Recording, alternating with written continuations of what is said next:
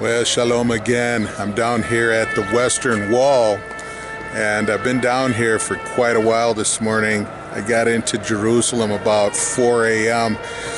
and came down here. It was still dark. Place is just full of people down here worshiping God, Jews worshiping God. One of the things that I noticed is, here at the wall, there are very, very devout Orthodox Jews. I ran into a young man. He was 12 years old, and he was so devout in his faith. It really just makes you feel, I don't know the word I'm looking for, but we could all step up in our faith. When I see these guys down here, the faith and the commitment that they have towards Torah and worshiping God, it challenges me to step up in my faith and my worship and prayer time. They go through a lot of motions because it's mostly religion, but they are devoted to the Torah. I went down here and I was repenting on behalf of the Levite tribe.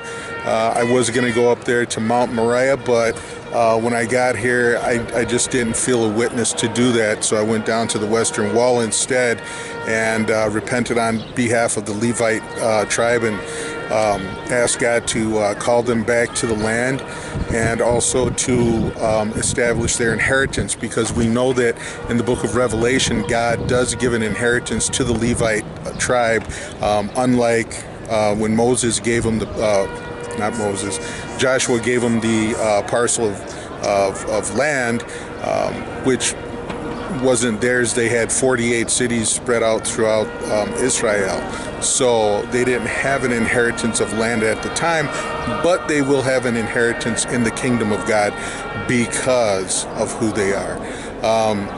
One of the reasons they didn't get an inheritance is because of what they did in Shechem after the rape of Dinah. They went and they killed all the men in Shechem and they destroyed the village. So Moses was a Levite and Aaron was a Levite, and I do believe that's why the Levites were chosen to be the priests in the temple to God. They are called to be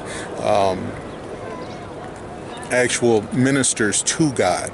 So until this temple gets rebuilt, it looks like they're just going to come down here and worship and read Torah and do everything they can outside the temple. So I'm just going to give you a couple shots of what's going on down here. So here we see the women going in because the men and the women are separated. So this is the women's side where they go to worship, and over here is the men's side where they go to worship. And over in the corner there is the Kotel, which is where the Orthodox attend. And again, we have the plaza.